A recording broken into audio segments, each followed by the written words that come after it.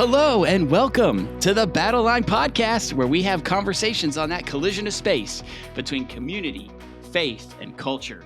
I'm one of your hosts, Matt Satterley. Here with me, as always, is the Director of Publications, my co-host on this podcast, my co-host in life. I'm not even going to ask her about the weather. How are you doing today, Major Jamie Satterley? How are you? I am great. How are you? Doing wonderful. Now, we also have with us here our co-host, producer, the one who makes this whole thing run, our media manager, and I'm not even going to ask her about her alliteration on super stupendous swell. Elizabeth, how are you doing today? I'm totally rad. Nice. What? Mix it up. It took us to episode 36, but we mixed it up a little. Now everybody's going to be like, oh, what's wrong with Elizabeth? She's not super swell. So as we mentioned, the Battle Line is a place where we have conversations on that collision of space between community, faith, and culture. And so today we're going to discuss three things that are at the forefront of cultural relevancy, or at least they are on the day that we recorded, and that are relevant to faith and ministry. Yeah, Major Jamie just alluded to it here. What's going on is we're recording this ahead of time because, there's youth councils and youth retreats and a lot of youth ministry coming up this spring. And so to make sure that we are keeping in line, we're recording this episode right after the Oscars, which is something we're going to talk about. But by the time you hear this, you're going to be like, why are these fools still talking about the Oscars? That was at this point, it'd be 3 weeks ago, probably by the time you're hearing this. But listen, as we're talking about it, it's very fresh. Okay. So again, there's not much we could bring to the party that you probably won't have heard by the time this episode airs. But before we get to that, let's talk a little bit about the first thing we want to talk about is just the rise and fall, the continual rise and fall we see of celebrity pastors. All right, celebrity pastors. So first off, you may be asking, what is a celebrity pastor? Major Jamie, if I was just to ask you, how would you define in a couple of words, what's a celebrity pastor? How would you say that? Yeah, so this is an interesting conversation. It's one that we've had in publications when we're talking about, people to interview or people to feature. What's the difference between a celebrity Christian and a Christian celebrity, right? And so I think it's kind of the same nuance here. What's a celebrity pastor is just a person a pastor, they are a pastor of a church, a pastor in ministry, but because of the nature maybe the nature of their church or just the nature of that ministry, they have become famous. They have become celebrities almost.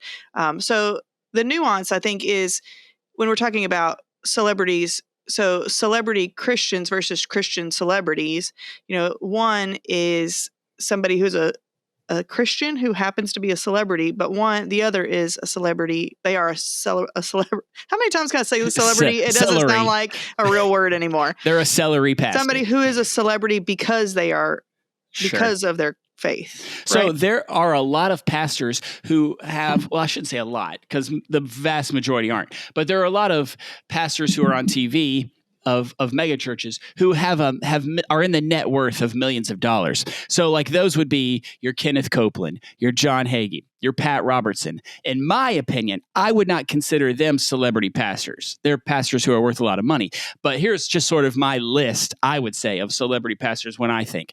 Your Stephen Furtick, your Joel Osteens, your Creflo Dollars, your Joyce Myers, even your Carl Lentz, that kind of stuff. So any other ones, Major Jamie, that you would think of that you would add to that list?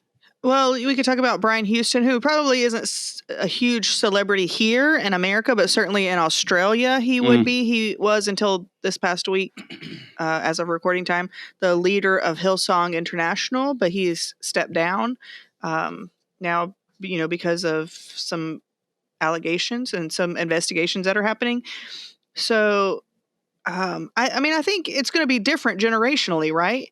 This Gen Z is going to think of Carl Lentz, and that kind of.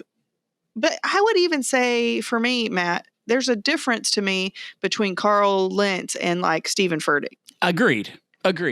Right. It's not the same. They are both famous pastors, but on the levels are just different. Stephen Furtick, I think, has become so popular because of his messages, because of the songs that are coming out of the music ministry at his church, because of all those things. Whereas Carl Lentz, I think, became famous to a lot of people because of his proximity to celebrities. Sure.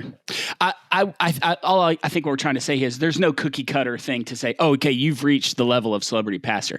It's like there's no like checklist. And once you do item A and B and C, now you're in this club. Not at all. Because again, we talked about pastors who have a net worth of millions of dollars. But again, I wouldn't say that some of these people who were hit their popularity the most in the 80s, 90s are still celebrity pastors today. But that's not the discussion. The discussion we want to have today is, and again, we're not trying to come down on the side, and we're not trying to like slam celebrity pastors. Perhaps there are people out there who want to have that conversation. That's why this podcast exists, to just have that collision of space between faith, community, and culture, and have that conversation. Like with Peer, it's all about igniting conversation, right? We have a conversation here, but it's meant to stir up conversations, whether it's in your own heart, conversations between you and God, conversations with, somebody who's riding in the car with you, with coworker, with your family. Just, hey, like, what do you think about this? If you, after this podcast ends and you are thinking about a subject that we talked about and wrestling it in your own mind, then we consider that a success. All right. So here, let's just do this. We're going to say the prunes. That's not prunes. What are the pros? Some of them are. Savage. What are the pros and cons of a pastor who begins to gain a huge influence, like a celebrity status? So let's go with the pros first. All right. What are some of the pros that you think, the good things, the bonus, the benefits that come from a pastor who has a wide influence, a wide tech, I was almost going to say my first one. So go ahead, Major Jamie. I have one, but you go ahead first. No, well, I think it's just what you said. For me, that's a pro, is that they do have such a wide sphere of influence. Your platform is bigger. And so that's more opportunity for people to hear the word. Yeah, I agree. I think, and that's where mine was going to say. I say one pro is the influence, and harness that with technology. I think technology today, social media, has given birth to a new celebrity pastor, because when we say celebrity, we're not talking like Hollywood, like celebrity. Maybe we should say like mass influential pastor or something like that. And I think technology has made it. Now, a pastor can speak the word, the gospel, and that message can go out to millions of people who otherwise wouldn't ever step foot in a church because they see it on TikTok or Instagram or something like that. So that's a definite pro, I think, for again, I'm going to put it in air quotes, a celebrity, an influential, highly influential, mass influential pastor. What other pros do you have, Major Jamie?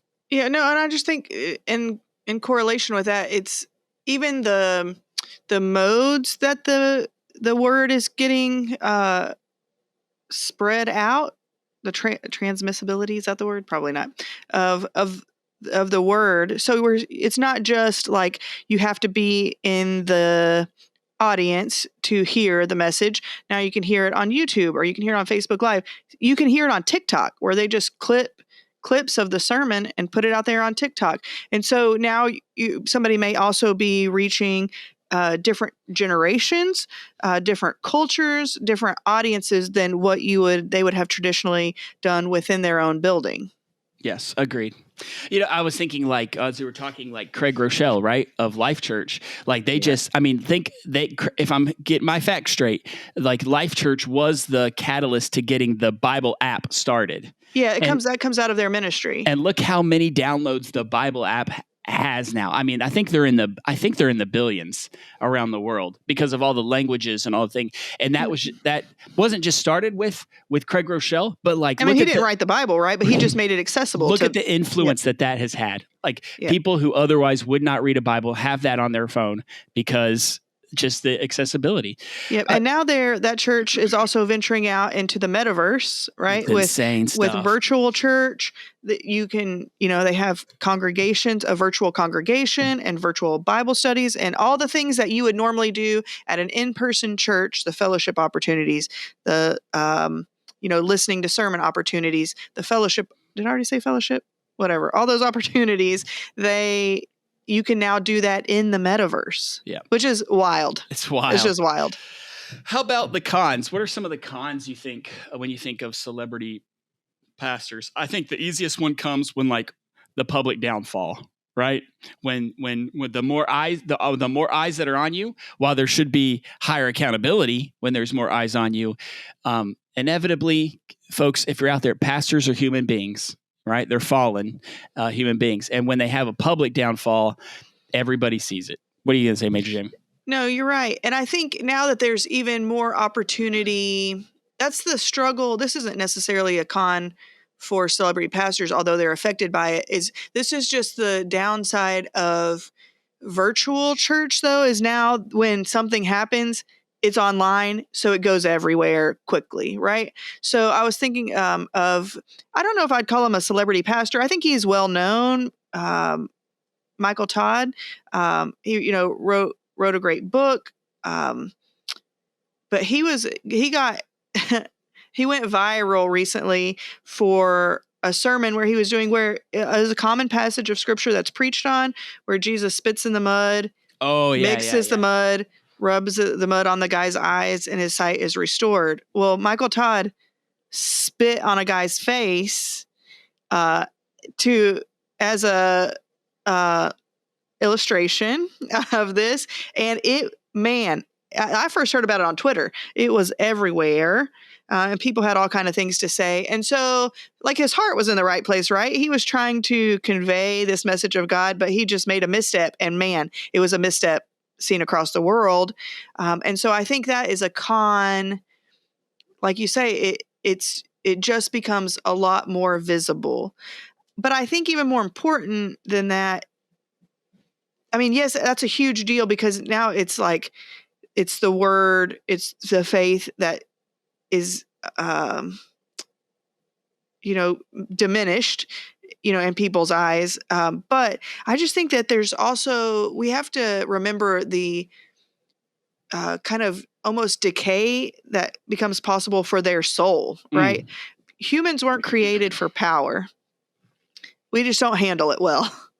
And so I think we see that with people, unfortunately, like Carl Lentz, where the fame and the popularity gets so big, and our souls just weren't meant for that, and we don't always handle it well. And then just the trauma that comes out of that, the damage to ourselves, the damage to our families.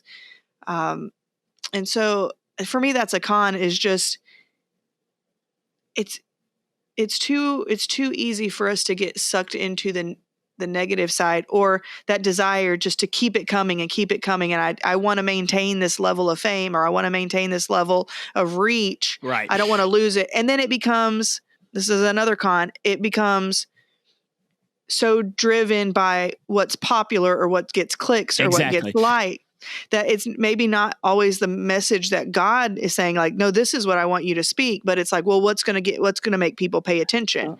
Right. I was going to say the same thing. I think that was my last con, was that the message, and sometimes it's easier for it to be changed, because now, instead of speaking to the truth of what God's word says to us, you're tickling the ears of what's going to get the most like you just said, what we all fall into, trying to get the most likes, follows, keep that influence. I got to keep my stats up. So I have to preach a message that will inevitably keep my stats up. So again, that's why people say prosperity gospel gets so popular, and people don't have those conversations on sin and hell and these things, because those aren't fun to listen to. Yeah, but and the reality is that, like, we're just as susceptible to this, just in a different way within the Army. I remember as a divisional youth secretary, whenever we would do youth councils every year, it's always such a fine balance between, like, these are the spiritual outcomes we want. We want kids to know Jesus. We want kids to be discipled and to grow closer to him. We want his word to be heard. That is our main focus for the weekend.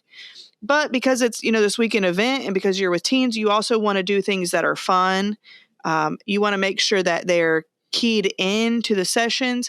And so there's always that temptation, and you have to be very careful that we're not focusing too much on like the glitz and the performance and the spectacle of the show, that it overrides the real reason we're there. Yeah. And so I don't this isn't just something that pertains to celebrity pastors. This is all of us as people having to make sure that we're checking our own spirit to make sure that we're not falling into that same trap in whatever sphere of ministry or influence we might have.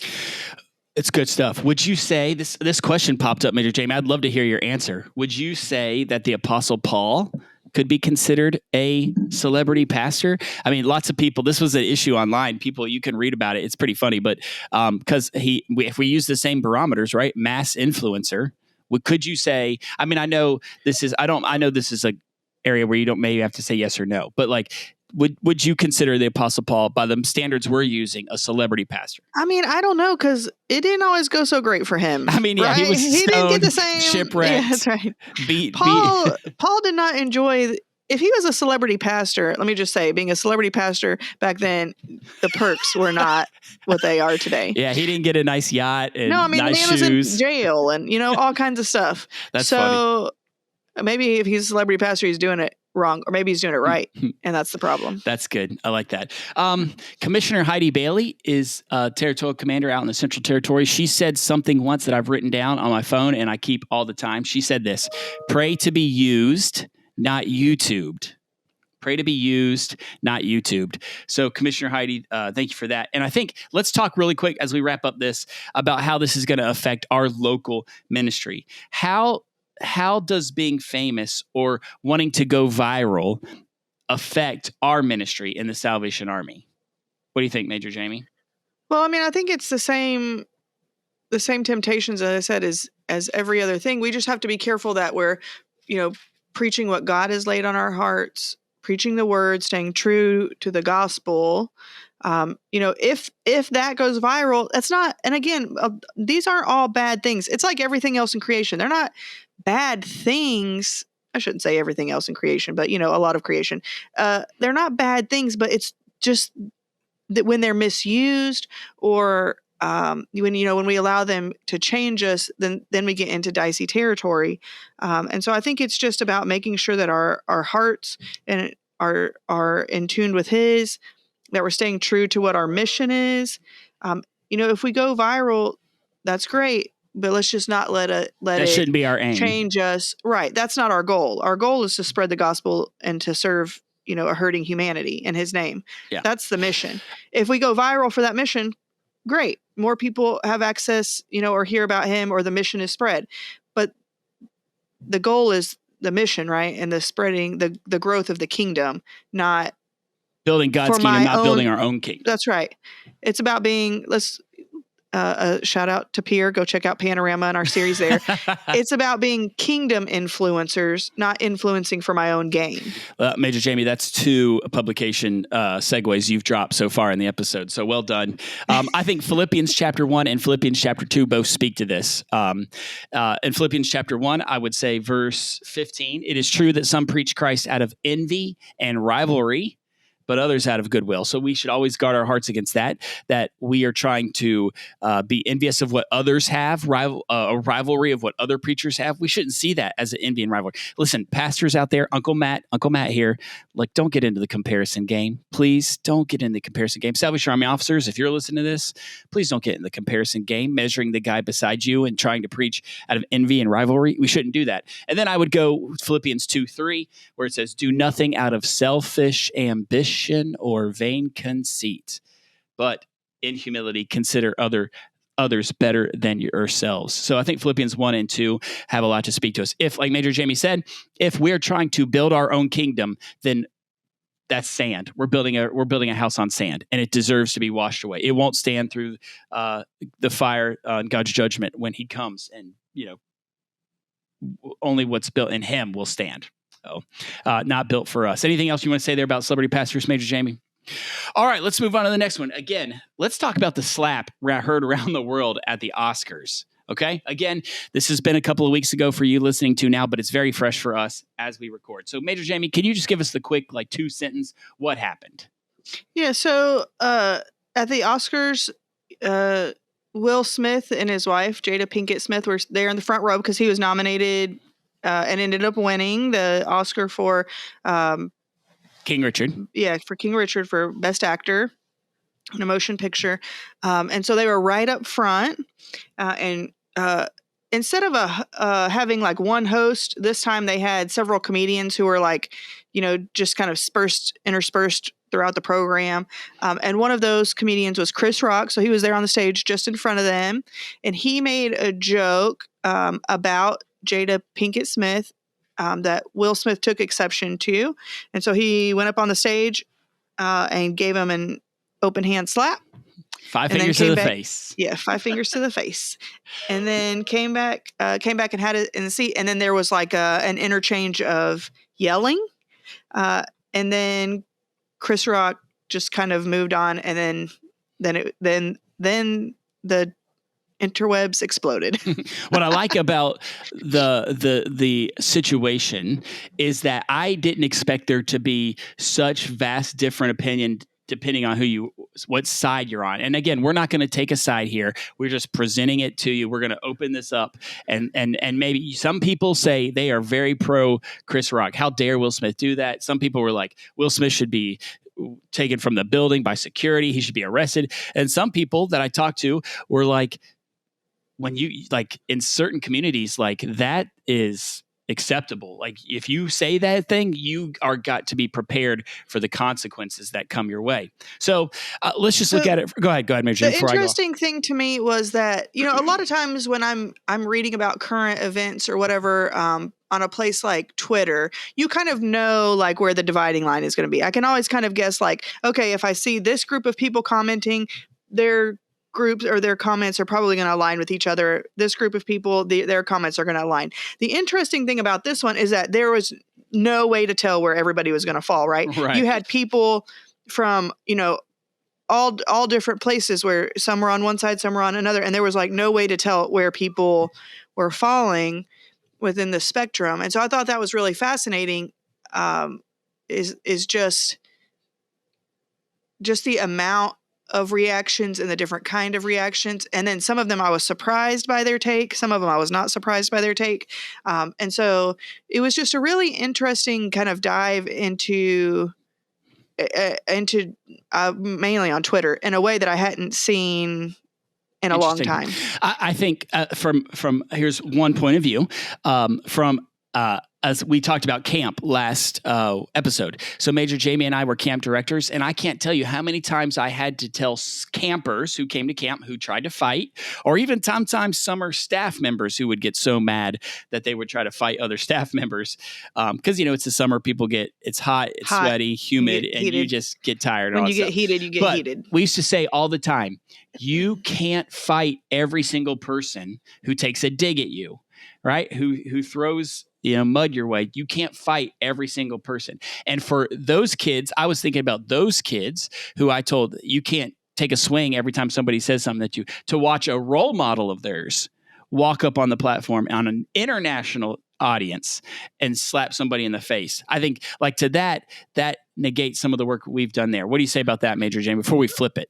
Yeah, well, I think it's interesting because I think when you're just looking at it as to what happened, then it's very easy, I think, to say, here's the right reaction, here's the wrong reaction, whatever. I think that there are a lot of layers here that people didn't understand until it started to process. One was that Jada Pinkett Smith has what is classified as a disability. She has a condition that's classified as a disability. And his joke took a punch at that. And so that adds a whole nother layer because it's not just like your normal comedian banter, like, let me, just make fun of you because you made a terrible movie or whatever, but it was aimed at a disability. Now, there's debate about, did he know that she has this disability? I mean, probably because of the way that they've interacted. They've been in movies together, all those kind of things. It seems like a stretch to think that he probably didn't know about it, but we don't know for sure. We don't live in his brain, so we can't say.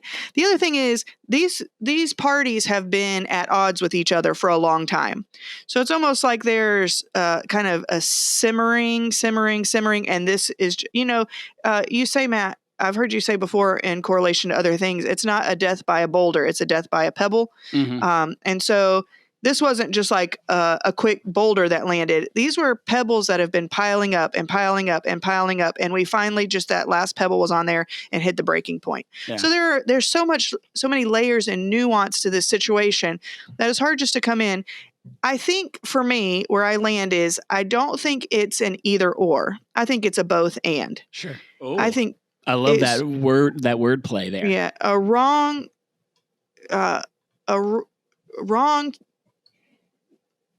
reaction maybe in that moment, and that violence was chosen. That can be true. And we can also say that the joke was inappropriate and over the line. Agreed. So we can say, we can say, listen, both parties were in the wrong. You were wrong for making that joke. You were wrong for taking the hit. Now, not everybody's going to agree with that take, and that's fine. Yeah, Opinions. it's just conversation. That's what we're just having conversation. And I think you're right, Major Jimmy. And that's what I was going to say. Like, people would say, well, you know what you're getting into when you bring a comedian on stage, like, especially at the Oscars, no holds barred, right? They're going to say whatever they want to say. I mean, we've heard comedians say far worse things sometimes as well. But I think this is where it is for each individual. Where is that line drawn when somebody now makes fun of somebody with a medical issue or a disability? Like if, let's say all of a sudden, if somebody was a comedian was up on there, and remember the guy that won Best Supporting Actor, I'm sorry, I don't know his name, who one of the first deaf actors, one of the, for CODA, win an award. If a comedian had come up there and started making fun of a person who was deaf, right? Like we would all have been appalled by that. So again, like, yes, I think how you said it was chef's kiss, Major Jamie. I think that was a perfect way to say it. So as of where we stand right now, Chris Rock said he's not going to press any charges. Will Smith has apologized. To Chris Rock and to the Academy. Yep.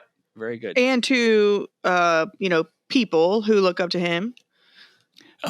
Spicy take real quick. This is just the opinion of Matt Satterley. All rights reserved. I kind of wonder, was this staged? Let me hear you. Let me hear me out. Hear me out. I know a few of you are probably upset already. Hold on. The Oscars, we talked about this a couple episodes ago. The Oscars, all award shows have had super low numbers, right? All of a sudden, let's stage some beef. But this looked so real. Hey, guys, Uncle Matt here. They're professional actors. Their job is to convince us of things that are not true. Okay? So, hey, chill with that. All right. And then I think, now what's going on? Everybody's talking about the Oscars. And you can bet next year how many people more are going to be watching the Oscars because they want to see if there's going to be any more beef. So I'm just saying, was this real or was this staged? I don't know. That's just my spicy take. Yeah, I was leaning that way at the beginning. When the slap occurred, I thought, oh, this is fake. Because even like from the angle we first saw it, it didn't look like he even really connected. And then he just like was smiling as he turned and walked away. So I just thought like, oh, this is like a gag, right?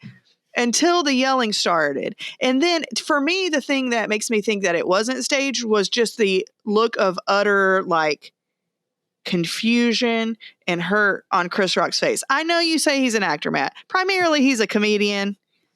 He is an actor, but primarily he's a comedian. I don't think to me, it was like, if that was an act, somebody needs to give that man an Oscar. Because his reaction, it was his face and almost the tears in his eyes and just the utter like, what just happened? That makes me like, if he's acting, give that man an award because he convinced me that he was just as shocked as everybody else in the. All right, listen, when we hear the True Hollywood story in 2052, I'll be proved correct. Also, before we move on to the next subject, I just want to say Denzel has always been the GOAT. This just made me realize that even more that he's the GOAT. For him to say in a moment, listen, these are the moments when the devil is coming for you. When you were at your most, what he said. Man, talk about preaching. Man, somebody ordained Denzel. Give him a Bible, put him in a stage. Let that man preach. Will Smith quoted Denzel as he was getting up here. He said, it's when you are at your most high, when you are at the most popular, most success, that the devil comes for you. Oh, folks, that will preach. That will preach. Yep. It's a good lesson for all of us to learn. I just think this is not a podcast about the positive attributes of Denzel Washington, but just go look at the support that he does in the community, how he supports other actors, how he supports the arts and all these kind of things. And just like sort of Didn't he pay for Chadwick Boseman to go to Yes. the acting school in England? Yeah, before Chadwick Boseman was a huge. name, he just was like, I believe in this kid.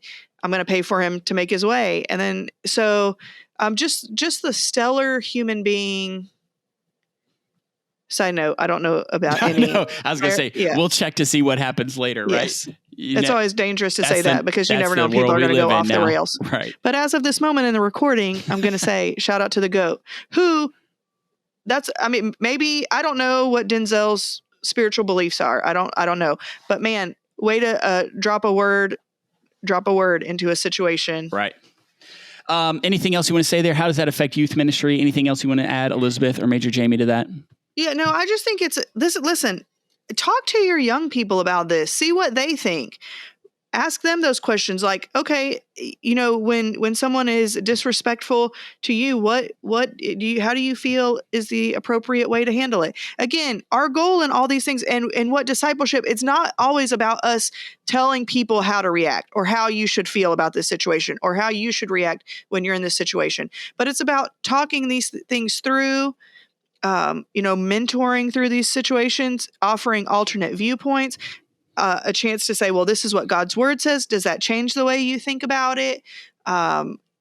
It's all about conversation and relationship, not just transmitting information from point A to point B, but that open pipeline, learning from each other, working things out together. So ask your young people how they feel about it. What are their thoughts? I would lead people to Romans 12, verses 17 through 21, just to finish it out. Like, do not repay anyone evil for evil. That's where we are in the scripture here. Do not take revenge, my friends, but leave room for God's wrath. For it's written, I will avenge, I will repay. The Lord will do these things. And you can read about that in Romans chapter 12. All right, last point. Let's wrap this up. Our last point, we're going to talk just, again, some lingering effects of the pandemic. For the most part, across the country, youth councils, youth retreats, summer camp, things are opening back up Salvation Army wise. And so there are another thing I heard in the news today, another thing that's added to the supply chain that's going to be broken. So we had our toilet paper, right? We had our toilet paper shortage. We've had computer chips for electronics that we're still waiting for. Coins. Are we still in a coin shortage? Who uses coins? That's like, how are we in a coin shortage? How dare you, Salvation Army kettle? Oh, you're right. My bad. Erase that, Elizabeth. No, leave it in. And then no, you're right. We use coins at Christmas. And then cream of chicken soup. Major Jamie and I have been trying to find cream of chicken soup forever. And you can only buy it in the little cans now. You can't buy it in the family cans anymore. I think it's just our grocery store. So Campbell's, if you want to sponsor the show, hit us up. But here's the new one. Tocino Pizza Rolls announced that they're going to probably have some shortage. And all the middle school boys in America tore their clothes and put on sackcloth and ashes in their heads. Listen, I'm just going to say this is not a bad thing. I don't know what they did to those pizza rolls, but they are not the same pizza rolls from the 90s. How dare you? Either that or, I've just grown up and I need to. How dare you again? I said good day, sir. I had just not long ago, prior to the shortage, I was saying to my kids, have you ever tasted these? And they were like, no. I was like, okay, we're going to have them. They're magnificent. And then I tasted one and was like, these are trash. What happened? They taste like ha-cha-cha because when you put them in your mouth, they're so hot. They're pillows of lava. You go ha-cha, ha-cha-cha-cha, hot. Maybe you never learn your lesson. Here are some of the impacts, some of the lingering effects. So not only are the supply chain issues going on, but here's some go ahead. Sorry, I'm going to say the supply chain issues are even affecting us here directly with my work in the publications department, is that there are a lot of issues going on in the paper. 3. Yeah, the paper industry that are affecting our publications. It makes it really challenging from month to month. I've never, prior to this appointment, I never before prayed for the paper industry, but now I do. It's affecting ministry here in a way that I had not anticipated. Interesting.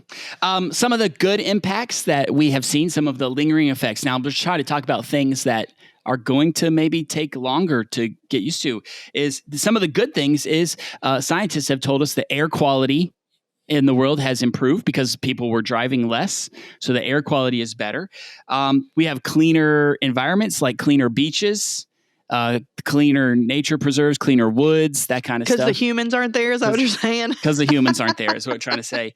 And then they even said like the environment, we have light pollution, noise pollution, and that stuff has subsided. Mostly the noise pollution because people aren't out, they're not in their cars, they're not talking on cell phones loudly, there's not cranking loud music. Not congregating. We are in feeling places. the air, cleaner beaches, cleaner world, and low environment impact noise because humans have kind of stayed low. We've stayed low wherever. Now, there have been some bad things, and we'll talk about these for a little bit. So I just want to hit up these bad things that have been impacted, but then also some hopes for the future. So one of the lingering effects that we're going to see is a lack of trust in government, right?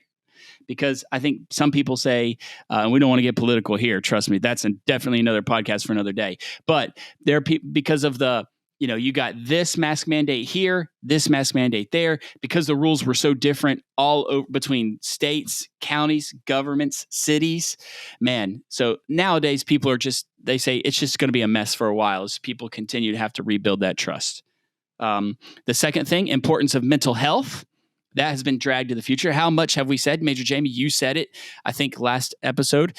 There is a mental health epidemic in the world, a loneliness, a depression, a despair, that kind of thing. And then the third effect, and then I'll let you talk, Major Jamie, is we are still in the midst of the Great Resignation, where people have quit jobs because they said, if I'm going to I heard it plainly said as this: if I'm going to die, I'm going to find a job that I enjoy doing, right? No longer of this just I'm going to pay the bills. I want to find fulfillment in what I'm doing. All right, talk to us, Major Jamie, about those three things before we get into the hopefully good things that are coming out of the pandemic. Like, I think that's already kind of a propensity to culture here in America, just because of the way that we were founded. Yeah. I think there's just always been that kind of distrust, but I think that it was just compounded. It was an enhancer. Because they're, you're right. Different messages coming from here, different messages from here. How are these people translating the data and all those kind of things? And so I think people are they were already distrustful, I think, but now even more so. Okay. Speak of mental health, mental health. Yeah. I mean, we've talked about this a lot, but you're right. Here's the thing. The pandemic did not create the mental health epidemic. There was already a mental health. It enhanced it. I think that's going to be the key we're hearing here. Yeah. Yes, right. It's almost like COVID was a magnifying glass. Ooh, good phrase. Or a spotlight, and is just shining a light or magnifying these issues that already existed. And now they're just, rising up, or we're able to see them more clearly because of the effects that COVID has had on culture. So we already had a mental health problem, and there are probably a lot of different contributing factors to that. We are not mental health experts. We read a lot of data and a lot of articles just because of the nature of our work. Yep. But I'm not qualified to say, well, this is the reason why we have a thing. But again, the pandemic exacerbated an already existing problem that has now risen to the level where the Surgeon General is saying, okay, we're ready to call this mental health crisis an epidemic because it is affecting such a large percentage of young people. Okay. And then Great Resignation. Anything you want to say there? Oh, I have lots of things to say about the Great Resignation. And to be honest, I understand it. I understand that need to say, I think that COVID has made us aware, again, an increased understanding of our own mortality. And so people, are wanting to live their best life while they can. If I can work for a company who gives me the opportunity to come to the office, but to also work from a lake house where on my lunch break I can go, float around and drink a Dr. Pepper and come back and do some more work. I think you've envisioned this life because that was strangely specific. I've been trying to figure out how can I be the director of publications from a lake? Could I do that? That'd be fantastic. No, the answer is no, you can't.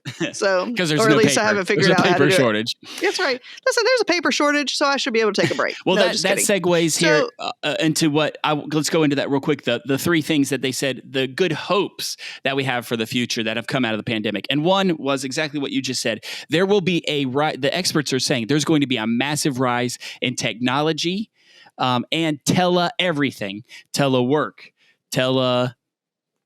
I don't even know what else Yeah. it could be. Everything, I mean, but like teleconference. teleconference, telework, people ordering food online. I mean, all these things. More and more stuff will go to telework. So, talk about that, like you just were. Well, yeah. So it's interesting though. Like the cynical part of me, or the part of me that imagines all the bad things, is like, are we just making it easier for the robots to take over, like in the sci-fi movies? That's all we're doing. We're making ourselves so reliant on technology that one day it's going to overtake us. If a technology group gets started called Skynet, then we know we're in trouble.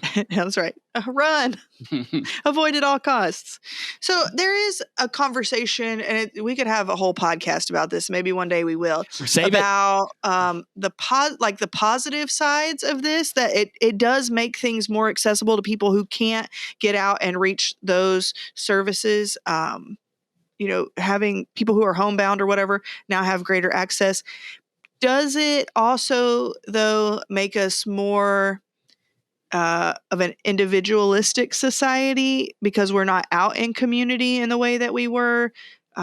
Does that contribute to the mental health pandemic? Because we're not having social interactions. We know that we were created for relationship. Human beings are hardwired to be in community. And so when we take that communal aspect out, what are the effects? So like everything, I believe this rise in technology, there are goods and there are bads. And we just have to figure out, again, the balance and navigating that in a way where 100 years from now, we're like, oh man, we really messed up. There are two more good hopes that have coming out of this. Experts are saying you're going to see a rise of the quality of life. Just because people with more teleworking, people will be commuting less. So you won't have so much traffic on the roads, and everybody in major cities said hallelujah. So you'll see a lot of that quality of rise. And then again, people will do things that they want. They just will. I'm going to say this, and this sounds really crass, and I don't mean it to be, but hear what I'm saying. Like it's a pandemic makes us realize that we are mortal and that there will be an end to this. And I think that it's a tough lesson, but in the sharpness of that, we realize that life is beautiful and we want to enjoy it. Jesus has come to give us life and give it to us more abundantly. And we want to enjoy that abundant life in him now. And lastly, you're going to see stronger families. They said they'll see a lot because families will be home more. You will see families that family unit will begin to grow again, stronger bonds within family. Go ahead, Major Jamie, speak to that before we close out this episode. Yeah, I think that's it's a tricky thing, because I do think that, yes, for families where there's healthy situations set up, you do have the opportunity for increased time and stronger bonds being made. In families that are at risk, or where young people are at risk because it's not a healthy environment, an addiction issue, something like that. Yeah, then it creates also the more possibility for trauma. Nightmare. So again, like in everything, there are goods and there are bads, and we just got to figure out. We need to be aware. I think we need to not be so caught up in like, let me celebrate my healthy, but not be aware of the potential dangers that are happening in other places. How can we still make sure that we're addressing those things and keeping our kids safe? Guys, they say most experts, most sociologists would say that culture changes every 4 months. Culture changes out. And if this pandemic has taught us anything, it's that the world in 2019 no longer exists. We just have to go ahead and embrace that. All we have now is what the Lord has given us today. Don't worry about tomorrow. Tomorrow has enough worries of its own. Don't worry about what you will eat. Don't worry about what you drink. Jesus told us. We just trust in him and don't worry about that. Anything else, Elizabeth, Major Jamie, any lingering effects on ministry that you feel like sharing before you ask our final question? No, I think like in everything, we just have to be flexible, open to what's happening, open to the conversations that we can have. but check on your people. That's really Ooh. the thing, is check on your people. Good stuff. Not everybody's okay. We're seeing it, like we talked about earlier, with the Oscar incident. We say by pebbles, and some of our people are under a whole lot of pebbles. Yep. And just can't take one more. So we need to be checking on our people, making sure that we're okay. And again, just it all comes down to relationship. All right, Major Jamie, we need some joy. Ask us our last question, please. Yes. All right. Every week we ask this question: what is bringing you joy? Elizabeth, what's bringing you joy this week? Okay. Are you familiar with the musical group EXO? No. Okay, they are a fabulous Chinese Korean boy band. And they Chinese have Korean. Yes, it's really cool. It's mostly Korean now because they've lost a few members, but they're Okay. fabulous. And they have this So we have BTS. BTS. And now we have EXL. No, EXO. EXO. They've been around. They're actually celebrating their 10-year anniversary. Okay. Like, they've been around for a good while. So but they go by EXO. They don't go by EXO. I'm going to call them EXO. But Okay. they have a fabulous song. What's the best song? Okay, I wrote it down. Don't Fight the Feeling. I Don't- don't know what it's about other than that one line. Is it in Korean? So, I assume it's Korean. Okay, There could be some Chinese in there too. But it's fabulous. Super groovy. Very danceable. So check it out. Don't Fight the Feeling. What's the Justin Timberlake song? I'm singing Can't that Stop one. the Feeling? Can't Stop Can't the stop Feeling. the feeling. This one's much better. And the music video is very cool. It's like space How themed. many members are in their group? Because BTS has Well, 55 people in it. Okay, I believe, 3 of them are on the military leave. And so I think they're only at 7 right now. Okay. They might have been at 12 when they were at full capacity. Okay. And they were 2 groups that came together, EXO/blank. Yeah. Okay. Listen, Yeah. I got to walk that back real quick. Sorry. Because the BTS army, there is an army of teenage girls out there that will murder you if you get stuff wrong about BTS on the internet. So know. there's only 7 members, I think, of BTS, not 55. That was a joke. No, that's true. Please don't come There's for 7. me. Please don't come for me because they will cancel people. They're incredible. I'm scared to death of those BTS Of army. the BTS army. They're awesome. For me, what's bringing me joy? Listen, I'm late to the party. I'm way late to the party, but I finally got around to watching The Chosen. Okay. I'm sorry. 2019, 2020, whatever it was. So I'm not even finished. I'm on season 2. I am totally into this show. I am totally in. I get you had to download it on an app and watch it off your app, but when Amazon Prime took it over and I could watch it on that, that's when I got into it. So finally. what you're saying is you weren't willing to support the Christian app, but when Big Brother conglomerate took over, now you're here for it. That's what you're saying? I'm sorry. I just want to make sure that I'm clear in understanding your joy. Major Jamie, when you put it like that, it sounds so terrible. So thank you for stealing my joy. But The Chosen, that's I it. didn't protect the vibe. Listen, if you haven't watched The Chosen, download the app, check it out. It's pretty cool. And again, filmed on location at Camp Hoblitzell of the Salvation Army in Texas. Major Jamie, last thing, wrap us up. What's giving you joy? Well, there are lots of joyful things. Sometimes in life, we have to choose joy, right? You have to choose joy. And so this week, while it is making my life a little bit difficult, I am choosing to have joy in the opportunity. And that is these classes that I'm able to take right now. I'm working on my degree. And man, this new class, the workload is killing me, but the things that I am experiencing, the things that I'm learning throughout the process have been helpful. Every class I take, I find, some kind of application to ministry. And so I'm really appreciative of that. And so this week I am choosing to have joy because I have the opportunity to complete this program. Do you want to shout out your professor right now for extra credit? No. My professor does not listen to this podcast. So also, that would be great if I could get extra credit. I would shout that man out every single week. All right. That's a great point, Major Jamie. Sometimes we just have to choose joy. Well, thank you for hanging with us. That's going to end this episode of the Battle Line Podcast. Be sure to subscribe to the Battle Line wherever you listen to podcasts. And be sure to check out the Peer website at peermag.org or follow Peer on the socials at peer.magazine. Until next time, this has been the Battle Line Podcast. Bye, everybody. See ya.